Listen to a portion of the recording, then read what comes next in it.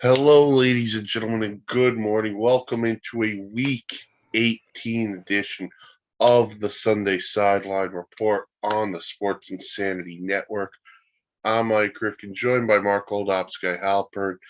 We will talk and eventually see Lawrence Patchman Lang in a little bit. But Mark, how you doing today? I am still living in the night before. And for all of you want to know why, go to our sports page on YouTube and watch the announcement from last night. After you watch this. Exactly. Cue it up after you watch this. So we're at week 18 of the NFL season. It kind of feels like it flew by. Or you could be a Houston Texans fan and be glad it's over. To be honest, I don't know if Houston wants to storm the field already. Well, Houston, here's your contributions for today. You lose today to the Indianapolis Colts. You clinch the number one overall pick of the 2023 NFL Draft. You win. You have to watch what the Bears do, because the Bears also could potentially get the number one overall pick, but that's a story for a little bit later. We'll break down playoff scenarios. We'll break down the two games from yesterday. One was fantastic, and the other featured the Raiders. But we're going to start with the news of the week that really occurred Monday night. During the Bills-Bengals game, Bills safety Damar Hamlin made a tackle on T. Higgins. He got up and he fell back down. Bills training staff did CPR. They got him to a local hospital. The good news is Thursday, I believe, he was able to answer some questions on a whiteboard. He opened his eyes. He was able to grip people's hands. Friday, he started actually talking. He even spoke to the team during team meetings. He did the same thing yesterday. So Damar Hamlin is getting better. That's a great sign. As for the game itself, the NFL has completely canceled the game. It will not be made up. This is the resolution here from the NFL, where the January 2nd, 2023 game between the Bills and the Bengals was suspended following a life-threatening injury to a Bills player, and the game was later postponed. The game was subsequently canceled because completing the game would have no effect on which teams qualify for the playoffs, and would have required postponing the start of postseason play. The time the game was canceled, multiple AFC clubs had an opportunity to be the number one seed in the AFC, including hosting the AFC Championship game. So here's basically the resolution. Because the Chiefs beat the Raiders yesterday, the Chiefs are the number one seed. They will get the bye, and they have home field. They will not have home field advantage if they play the Bills in the AFC title game. That game would be played at a neutral site. But the team who really gets robbed in all of this kind of is the Bengals, because they could have jumped to the 2 seed. They could have won the AFC North, which, they play Baltimore today. Winner wins the division, but they would have had it clinched. But they're the one team upset with this whole thing. Michigas. Yeah. So, Mark, your thoughts here. I mean, this is uncharted territory for the NFL. Not to say there's never been another life-threatening injury, but none to the point of it being a playoff scenario problem. So what were they going to do? I mean, they made the right decision to call the game. I mean, everyone was agreed on that. Nobody could play while this was all going on anyway. The decision to cancel the game completely, as it does not really play around with the playoff seeding or who's in, I can see where Cincinnati has a problem with this. I mean, you have a team that was in the Super Bowl last year, has a definite good chance to get back there again. I mean, yet got hard teams to go through, but that's what it is to be in the NFL. If it comes down to Buffalo Chiefs, I think that's the one part of this that was done right, that'll be in a neutral site.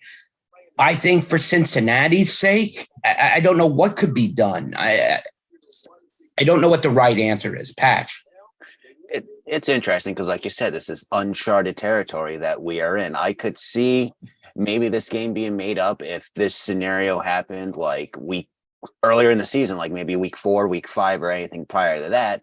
Once you get starting of the bye weeks and all that in the NFL, it's hard to find a way to make up a game, because if you do that, you might have to take away one of the team's buys, or they both don't get a bye, or whatever, how it lines up. But like you say, uncharted territory.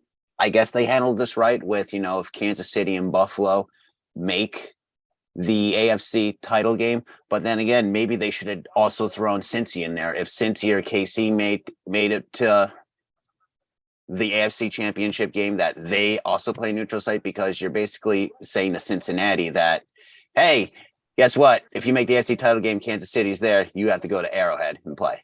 So they kind of, I wouldn't say favored another team in this scenario, but they basically favored two teams and left Cincy to hang out and dry. Yeah, this was just a tough situation all around. The NFL did what they had to do.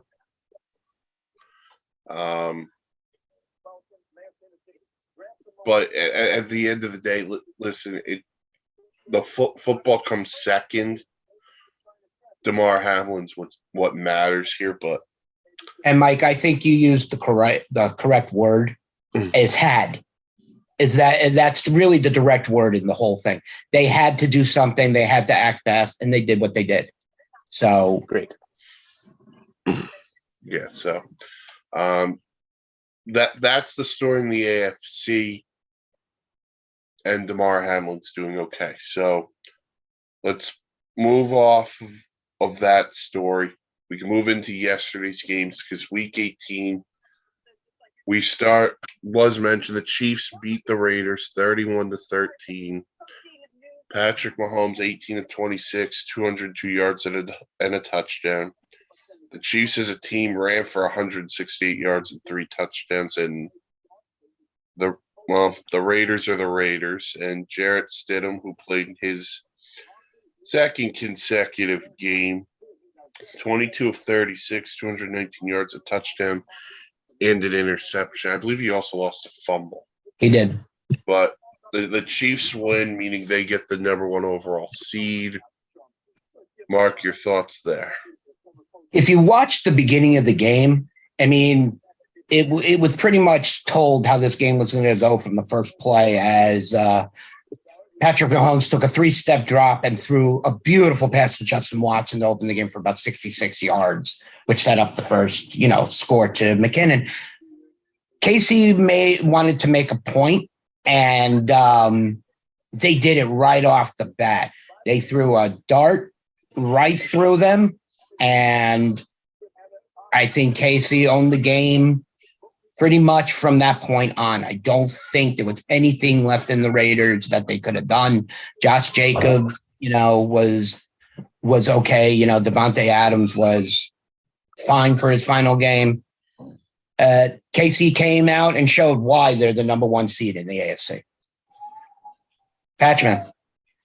Yeah, it like you said, it was basically told in the beginning, 60-yard bomb to start the game. It basically told the story. This was the Chiefs' game to lose. If they found a way to lose to the Raiders, we could be having a different conversation this morning on how Buffalo could get the number 1 seed with a win today.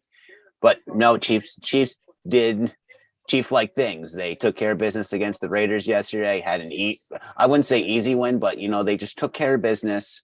Pat Mahomes did Pat Mahomes things and throw in circus throws into the end zone and all that to get the W. So Chiefs are the 1 seed. The Chiefs wrote their own destiny for getting the 1 seed. So congrats to them. And we move on to Danny Boy.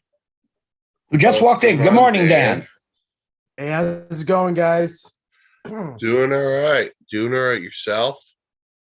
I'm okay. Still, obviously, feeling the effects of possibly long COVID. So, yeah, I was there. So, heart goes out to you, Dan. yeah, it's all good. You know what? You know who gave me COVID? The true team that gave me COVID? It was Moser, wasn't it? Well, Oh, Yes, it was. throwing shades at Moser on YouTube during a live show. I love it. no, the real culprit is the New York Jets. They gave me COVID. Oh, Oh, They're at the game. listen, Robert Sala, we keep receipts too. oh, God. So then we were just getting into the KC Las Vegas Raider game last night. What do you got? That wasn't a contest. I mean, come on now. It was Mahomes doing his otherworldly NFL stuff, and then they had 3 rushing touchdowns yesterday. So that was a fairly impressive game by Kansas City, and they obviously deserved that 1 seed. They worked their asses off all season and caught a nice big break on the most worst circumstances for the Buffalo Bills. But still, they took advantage of just the right time to take over that top spot. They faced a very easy team in the Raiders, and let's call it what it is, they're an easy team, and kicked ass. So all I can say is, now they just have to keep rolling in the playoffs. The funny thing that Dan said that they had 3 rushing touchdowns. I was trying to think back. What was the only passing touchdown? Was a shovel pass in the first quarter. I just realized that now that Mahomes. Dan's point, they ran for 168 yards and averaged 6 yards a carry as a team yesterday.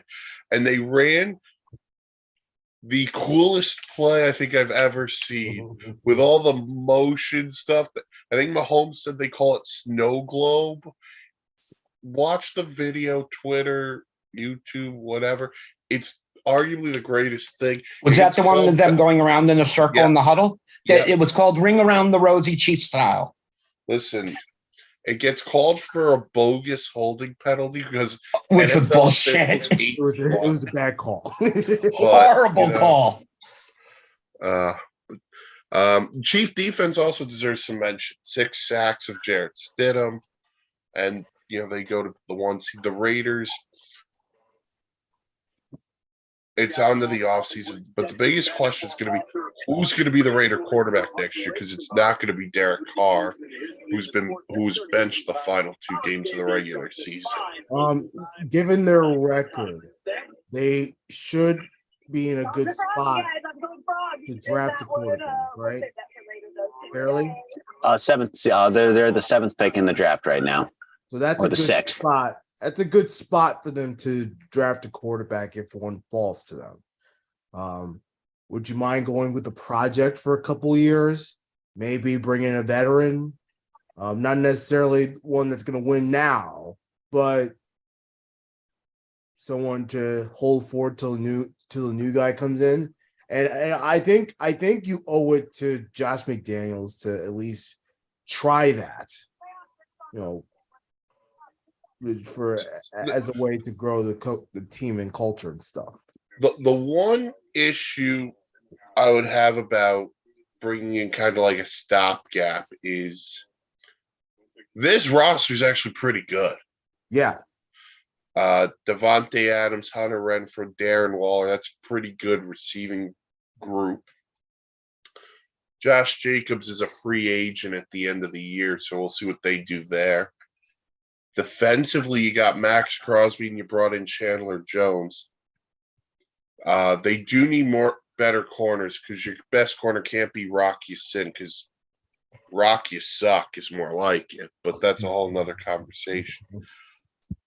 This is a team, though, that has to win now because you're in a division with Pat Mahomes. You're in a division with surfer boy Justin Herbert. And I mean, Broncos country, let's ride can't be any worse next year than they were this year. The question you posed, Mike, was who's going to be the quarterback? And not to upset one of the two top members in this one, I have a likely feeling it's going to be Aaron Rodgers. Wait. Pick me out because I'm going to contradict you. Okay, and I will. And I'm going to say why. He's in, whether he decides to walk away now or a year from now, he's not going to win in Green Bay. So where are the likely teams that have a receiving core that works just like he did? You got Las Vegas. You got a stud tight end. You got the receiver who knows you better than anybody in the league. And if that happens, Josh Jacobs is going to stay. The Raiders would be in top contention for playoffs next year. One move. You also have the receiver for the Raiders that said that Derek Carr was a better answer than Aaron Rodgers.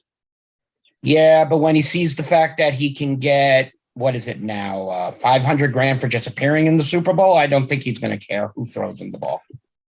See, I think, Mark, you're on the right track, and I think it's a guy who wears 12. In Las Vegas. I'd be shocked if Brady's the guy. Okay. There's a history with him and McDaniels. They know each other. I think they like each other.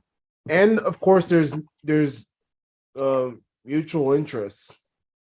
So as a possibility, I don't know if the Raiders front office is gonna go with it when it's all said and done, but there is some interest there. So it's not necessarily out of the picture. The quarterback carousel is going to be so much fun this year, especially with the draft. You've got two studs in the first round with Bryce Young, CJ Stroud. Will Levis, I think he's a wild card here. I still think he's a first rounder. Oh, I think he's a first rounder too. Yeah. I won't disagree with that. I just want to see where he goes in the first round. You have to kind of compare this to I'm going to say it like this, the Baker Mayfield draft day. And then you can look back at 1984 if you want. This is going to be one of the best quarterback drafts in a long time. Yeah, we'll wait and see on the draft because we still got playoff football week 18. The second game last night was for the AFC South, which made the Jacksonville Jaguars win the AFC South by beating the Tennessee Titans 20-16. Trevor Lawrence, better known as Ronnie Sunshine Bass, 20 of 32, 212 yards and a touchdown. Christian Kirk had 6 catches, 99 yards and a touchdown. For the Titans, Josh Dobbs, 20 of 29, 179 yards, a touchdown and interception. Derrick Henry does what he does, 109 yards on 30 carries. And Chick Aquano, 3 for 42 and a touchdown for the Titans, who end the season 7-10 and end the season on a 6-game losing streak.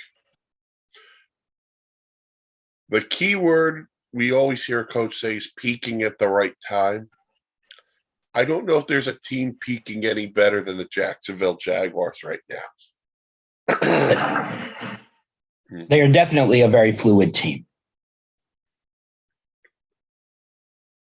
If you want to look at last night's game, Ronnie Sunshine Bass, as Mike called him, Trevor Lawrence, threw 1 touchdown, no interceptions, completed 20 of 32. Respectable day. I think what hurt Jacksonville, and it could have been better, was that Tennessee run defense really showed up and putting a halt on that, especially with stopping Travis Etienne, who was really one of the hotter players coming into this game. I'm happy for Jacksonville. I think they have a right mind to be able to do some damage in the playoffs, but we'll see. Danny boy. I think that Jacksonville, first of all, this is a great story. And difference 1 year makes, I mean, come on now. Different coaching regime, different players, younger players, and a quarterback that's way more, into it than last year. So good for Jacksonville. But I want to give credit to the Titans. Mark, you gave credit to the Titans defense. I'm going to give credit to this quarterback that, let's be real, I didn't even know until this week. And, it was a valiant effort. He didn't do that one interception at the end of the game. When he was trying to get the offense down the field, but of course the Titans showing their true colors. They're a terrible team and stuff, but it was a valiant effort. They had a lead till late in the fourth quarter, and it seemed like they were a few first downs away from really sealing the deal. So I want to give credit to that, but even more credit goes to the Jaguars and that mighty defensive end, Josh Allen. I mean, he was a stud last night getting to the quarterback. And that recovery of that fumble for the run for the touchdown that sealed the win for Jacksonville, mighty huge. And, look, these fans deserve it. They've been through enough. They deserve their time and glory as well in the playoffs. Patch.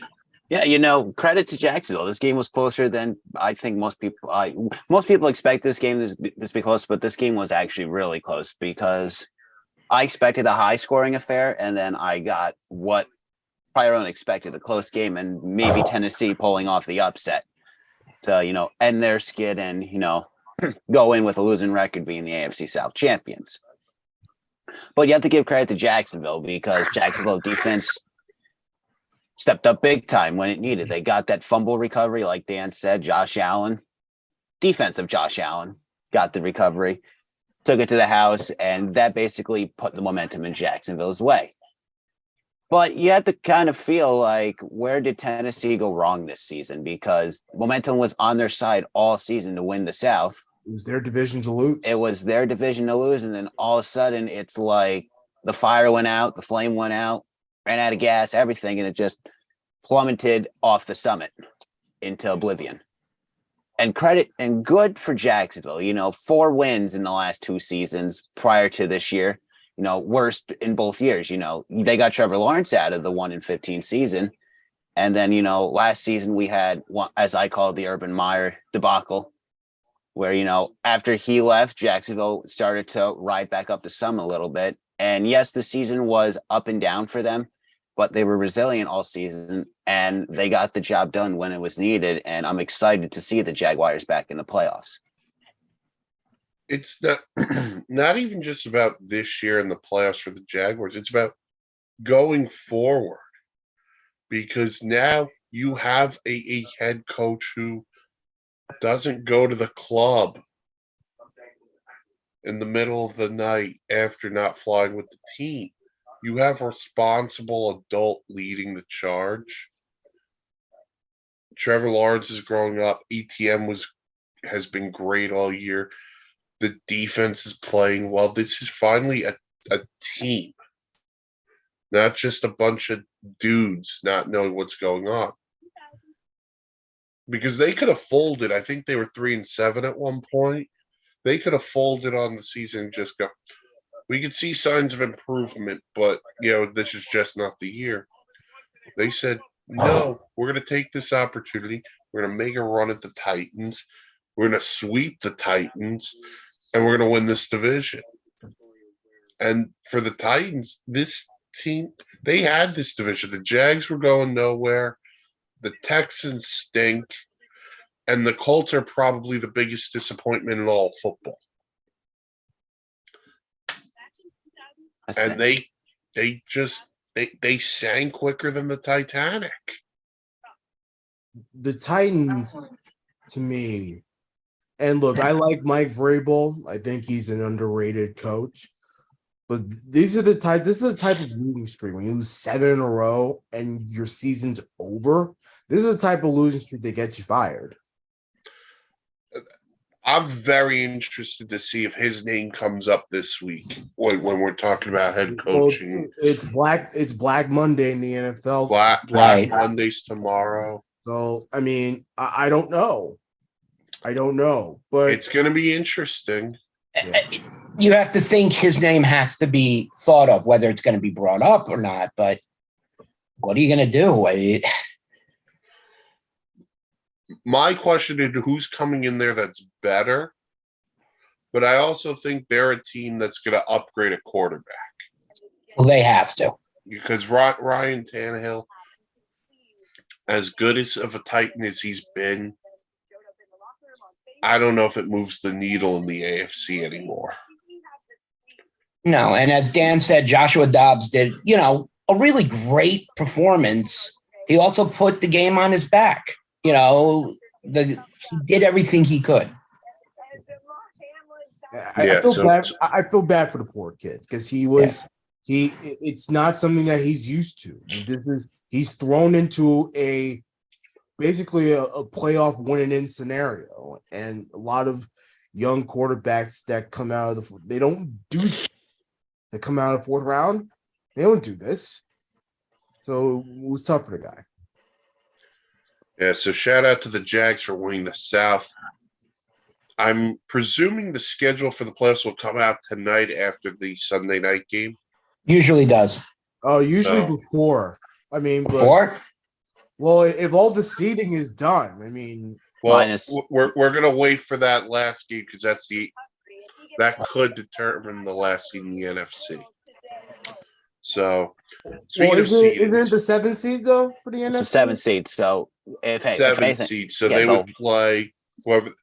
Although the seating arrangement in the NFC can be moved around so differently, as much as a person can sneeze. How much? Yeah. So, but we have 2 vacant slots left for the playoffs. They're both the 7th seeds. And ironically, both conferences have 3 teams vying for this spot. In the NFC, the Seattle Seahawks can get in with a win over the Rams and a Packer loss to the Lions. The Lions can get in.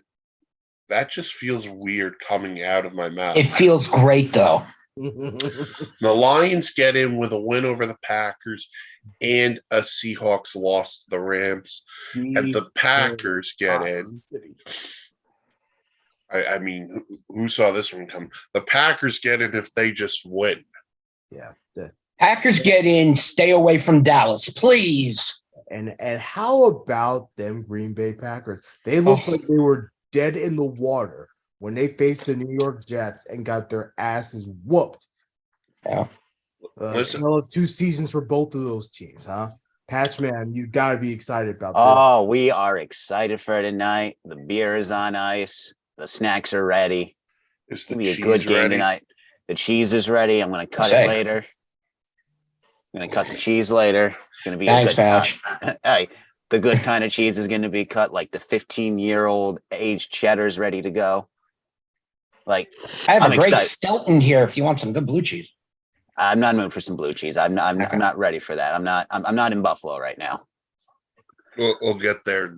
We'll get there in a few minutes, but I'm excited for tonight. Like as Mr. Aaron Rodgers said a few years ago, all you have to do is relax, and that's what the Packers did. Yes, they got their asses whooped to them by the Jets, and I was happy for the Jets because I like to see my friends happy when they beat my team. I can be upset. I can blame whoever I want. I can blame the coaching. I can blame Aaron Rodgers, defense, offense. I can blame everybody, but I don't. And maybe I should do that more often. But it's good to see the Packers ride it back up the mountain again because Aaron Rodgers will find a way to keep his team in the hunt. And he did that. We took it one game at a time. Who would have thought last week we would blow out Minnesota, who is a 12-win team? And it should have been a closer game, but they blew them out. And it's basically kind of exposing the Vikings, saying they're not a 12-win team Well, because they're not. Yeah. Well, they are. They've Sorry, won 12 Patch. games. The Giants exposed them. yes, the Giants expose them, and I have my mixed feelings about the Giants too. But for the Packers, momentum's on their side tonight. They're home in Lambeau against Detroit, their division rival. They're going to do whatever it takes to win tonight. And don't forget, they lost the first time to Detroit. They lost the first time. So they're looking for some payback.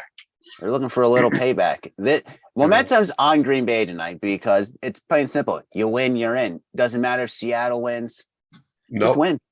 Just win the football game and you're in the playoffs. Yes, you're that bottom seed. But if memory serves me right, when they won Super Bowl 45, they were the 6th seed. They were the 6th seed. And they went on the road and won every game to get themselves to the Super Bowl. So don't be surprised if the Packers win tonight, that Green Bay might go on a run. Yes, they might have to go to San Francisco, but they eventually have to get through that San Francisco roadblock that has hurt them in recent memory. If they go to Dallas, big memories between these two teams, playoffs and regular season. Mark's face. Just remember, if Green Bay gets the ball back, don't leave too much time on the clock, Mark, because you know what happens. Not gonna do it. Not gonna do it. No. But you know, it's their momentum going in tonight up that mountain. Aaron Rodgers has to do Aaron Rodgers-like things. Aaron Jones has to do his thing along with, AJ Dillon. Watson find a way to get open. Cobb find a way to get open. It could be a great game tonight. I mean, you just said the key guy to me, and that's Christian Watson. The question is Christian Watson off the questionable designation yet? Give me a second, I could look for it. Yeah, while Mike's doing that, just quickly, Patch, I want to ask you a question. Biggest home field advantage for today, Buffalo or Lambeau? Well, I believe Buffalo is gonna have, like, in the Dragon Ball Z world, everyone's gonna be giving their energy to Buffalo like everyone did to Goku. Okay. That's what this is right now, because I actually got that reference. Buffalo might put a 50 spot up tonight because they are playing, they're going out there for Hamlin.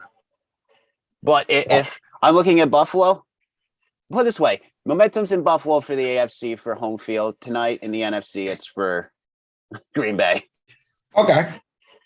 It's just, you look at Aaron Rodgers and the guy wins. When he has to, the guy is the best quarterback in football. Yes, over Tom Brady, even though Tom Brady, yes, we all know is the GOAT. And I think Green Bay is given the biggest challenge of the year because this Detroit team is hungrier, in my opinion. I think Jared Goff wants to prove that he belongs back in the playoffs. And even if the Lions win, they still need help. But on a Lions perspective, you possibly knock out Aaron Rodgers, in which could be, not necessarily is, his last season or his last game in Green Bay. He might be pissed off enough just to come back to prove he can do it again. It all will see. So looking at this thing on Watson, it doesn't look like he's going to be listed as anything. Okay, so then he was taken off the designation. So as of Friday, he had a questionable. That's all I know. So they must have taken him off. I could be wrong on that. I just didn't see it. To go back to Patch, you brought up last week, and I don't want to get into a whole Vikings thing because we could totally do that next week for the playoffs. Sure. I think there were two key things that happened last week. One, the Vikings didn't score off that blocked punt, which I thought was a huge play inside the 5. Two, Justin Jefferson became a non-factor, which goes into the bigger detail of the Packer defense is finally playing well, something we've expected all year. Now they're playing better, they're fresh, whatever the reason is. they've unlocked something on the defensive side that they're going to need tonight because the strength of the Lions is their offensive line. So if they can get to Goff, they got a really good shot because number 12 is going to come in ready to go. James, it's also going to be on Jamal Williams' hands not to drop the ball. He has had a huge fumble problem all season. So, and look, the Packers can get after that. They've been forcing turnovers recently. Correct. So that's Sunday night. Lions need a win and a Seahawk loss. Seahawks win and a Packer loss. Packers win and in. That's the NFC. The AFC. The New England Patriots get in with a win over the Buffalo Bills. The Miami Dolphins get a win over the Jets, and the Bills have to beat the Patriots. And then the Pittsburgh Steelers could get in with a win over Cleveland, and both the Patriots and Dolphins lose. Well, I don't see that one happening, but market's dumb enough to happen. Here's what's happening. The Steelers are going to beat the Browns today. Okay. The Bills are probably going to beat the Patriots today. I would think so. I think the Jets beat the Dolphins. I don't. I do. It's not Tua. It's not Teddy Bridgewater. It's Skylar Thompson. And to cover my butt on this point, when I've seen quarterbacks pulled in, with the exception of a couple here and there, quarterbacks pulled in and put into the most important games of their lives, they put up the most ever stats. Look at what Stidham did in his first game. So I am a Skylar Thompson believer. No, sorry, Dan, I'm not doing this to make you upset, even though you're already down. I am a Skylar Thompson fan today, and I need him to find Tyreek Hill all day. That's all. Just throw to him. Mark, for my sanity, I hope you're right. But in this world, this is more insanity than Linsanity. Yeah, that's true. Just remember, quarterbacks coming in that, have to put up. Even Matt Flynn put up a 6 TD game at one point in his career. Exactly. So the sunshine song's on the dog's butt once in a while. So an image that will just haunt the rest of this show. For real. I love this show. So that's how the AFC is going to work. Dolphins play the Jets, Bills, Patriots, Steelers, Browns. The Dolphins are starting Skylar Thompson. The Jets are starting Joe Flacco. And Dan, we had this conversation the other night on SIP of why Joe Flacco over Zach Wilson with Mike White injured. But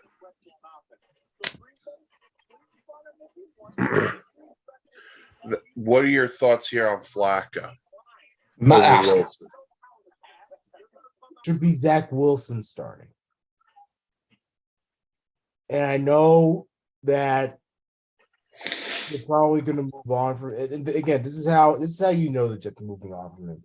They say that they want to have Zach Wilson on next season. That's perfectly fine. But then they don't give him reps now. That's how much they really care about Zach Wilson. Joe Flacco cannot be out there. Okay, we all know what he is. He's a statue. He can't freaking throw. Can't move around like he used to. Look, Joe Flacco 10 years ago was an amazing quarterback. Won Super Bowls and everything. Great quarterback. He's not the same anymore. So it's comical that the Jets are doing this in the last game of the season and stuff. But no, I don't trust Flacco. I think the Jets will win ugly, to be honest with you, but it's going to be because of the quarterback play. It's terrible. Yeah, Flacco, like Dan said, played in a lot of big games, has had a decent career. I don't think he has the lateral movement really to move around the pocket anymore. He needs more than that 3 seconds. And I think that's what's really going to hurt is is the timing. I don't wish Joe Flacco to get hurt or anything, but I think he's going to see a lot of the ground today. Patchy. On what? Miami Jets. Miami Jets. I hope Miami wins because I want to see Miami in the playoffs, and hopefully Tua can be ready for the playoffs. But we've fallen into a situation where I believe that the stars are going to align for the Steelers, and the Jets are going to pull off this win today. And Buffalo's going to beat New England, and then we're going to have a Steelers win, and Mike Tomlin's going to find himself back in the playoffs. This one of the scariest coaches who could be in the playoffs too. That's right. Think about it. Mike Tomlin never had a losing season so far. I know. It's the longest consecutive streak where from being a coach to start till whenever his tenure finishes, that did not have a losing season. It's the longest active streak in the NFL right now. All right. So it also might be one of the longest streaks in history, but that's for the last wild card spot. The only other game that really is of value in the AFC are the Bengals and the Ravens, mainly because winner wins the division kind of deal. Actually, What you looking? Hold on. I am just reading something really quick. It's all good, my Put friend. that neutral site. Okay, so since he's going to win, but they may have to play on the road next year. Yeah, Next week? yeah. I believe if they win, a coin flip decides who has the home game, and if I remember correctly, this morning on ESPN, Adam Schefter said that this would be the first time that since he wins, a division team goes on the road for their playoff game. Again, Cincinnati's still another team I wouldn't want to face in the playoffs. Yeah, no. In the NFC, now the seeding's going to get real complicated. Well, the Eagles can clinch the 1 seed in the NFC East with a win. Yeah. The 49ers can also get the 1 seed with a win and an Eagles loss. The Vikings, they're locked into the 3. The Bucks are locked in at the 4, but the Cowboys would need a win over the Commanders, an Eagles loss, and a Niners loss to jump all the way to the 1 seed. And when the they would win the NFC East. The NFC East is still hasn't been decided. If Philly finds a way to lose today and Dallas wins, Dallas gets the East. Right. Isn't it funny how that's the case? I mean, this is the best way I can explain it is go watch basketball and watch Kenny Mayne and Dan Patrick for about 15 seconds, explain the basketball breakdown in the playoffs. That's what this is. The question now becomes, what does Dallas do? And here's my quick opinion so we can move on. I don't think Dallas should start any of the main starters. Play Cooper Rush. Let him get some time. If you win, fine. I would feel more comfortable going into play Tampa Bay than I would be facing possibly Green Bay. Or I would still be scared playing Tampa Bay with Tom Brady. That would be the scarier part, but they're a weaker team. Their defense is collapsing. So that's the more relevant spot for me to want to be in for the being the Packers. Dallas just has a mental block. Yes, they beat the Packers a lot in the 90s, but Dallas has a mental block. It's not the 90s anymore, Toto. I know, Rifkin. Sorry, it's not the 90s anymore. We're in the 2000s. We got to live in the now. I don't want to face Green Bay early. It has to be a Dallas Cowboy home. And the only way that's going to happen is Dallas and Green Bay go to the NFC Championship. Okay, so let me throw this out at you then. So you're okay being locked into 5. Correct. So no Dak today. This is your thinking. No Dak, no Lamb. No, Well, I yeah. would say Lamb will go out there for a little bit. I'm saying no Dak, no Zeke, and probably no Dalton Schultz. Okay, so you'd play Pollard. Play Pollard because Pollard missed last week with a quad injury, so let him work it out a little bit. And you have Malik Davis who can go in and play as well. Okay, so you're saying rest, be content at 5, go to play Tampa next week. Correct, and much warmer territory than anywhere else. That's true. So the Eagles are going to start Jalen Hurts today. He's missed the last couple of weeks with a shoulder, but he'll play today against the Giants, who won't play Daniel Jones. It'll be Davis Webb, I believe. Yes. Was announced as a starter. I don't believe they've announced anything on Saquon. As of this morning, he was warming up. It looks like he's gonna play at least a little bit of this game. I don't know. I mean, I don't think he's Maybe a anywhere near quarter. close for rushing title or anything. So No, the top 3 were Henry, Chubb, and Josh Jacobs. okay, yeah, I'm just saying if God forbid something happens to Saquon Barkley. Yeah, so the Giants are locked in at 6. We went about the 7 before. So really, it's convoluted at the top. All I'm going to say is this. Remember the original diagnosis on Jimmy Garoppolo? They said he might maybe the divisional round of the playoffs. What if the Niners found a way, which means they win, Giants win, the Niners get the 1 seed, they get that first round bye, and then boom, Jimmy Garoppolo's able to return during the divisional round. I'm sorry, if Brock Purdy is still pretty good and he is rolling, you don't mess with a good thing. You don't leave the table when you're on a heater. Nope. Yeah, And Mike, I'm not saying that to sound like an asshole towards. Oh no! I'm just saying it because it creates a certain situation that you brought up. So, All right. All right. So, by the end of today, we will know all of the playoffs.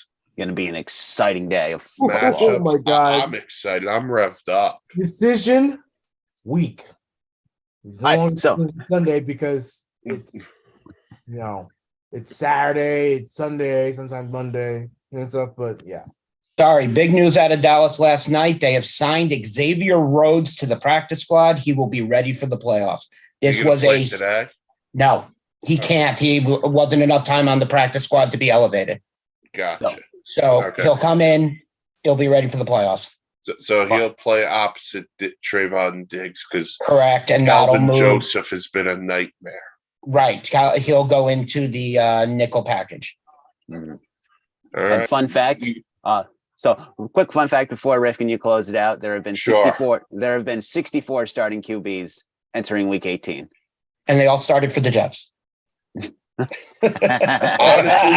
if you listen to this week's Wishbone, we went over all 64 starting quarterbacks. I have to go back and listen to that. Sorry, Dan, couldn't resist that. so good. Look, please. This is the last time y'all gonna make jokes about this team. They're I gonna didn't be throw good any next shade. year. They're gonna be good next year. Like I really can see that happen. With a competent quarterback, obviously, and a better Brees defense. Hall. I love Brees Hall. Oh my God. A full season, healthy, hopefully, out of him. Don't forget the sauce. He was doing so well for me in fantasy too, Brees Hall. Yep. Some teams might live out their fantasy today, Patch. I have one fantasy championship left. That's against All right. my mother. Okay. We'll Oh. close it out on You that. can't beat the mama. Thanks, everyone, for listening to the Sunday Sideline Report on the Sports Insanity Network YouTube page. Check out the website, www.thesportsinsanitynetwork.com. It blogs, vlogs, planes, trains, automobiles. Meet the crew. listen to the podcast, Anchor, Google, Spotify, wherever you get your podcasts. Check out social media. We're on Twitter at @SInsaneReal. We're on Facebook. You don't want to see us on Instagram. No, that account's gone. That account's gone. Okay. Wow. But for Lawrence Patchman Lang, Danny Boy Reginald, Dan Ryan, Mark Guy Halpern, I'm Mike Griffin. Thank you for listening to the Sunday Sideline Report. We'll talk to you next week when it's Wild Card Weekend. Enjoy the football. Have a great day in.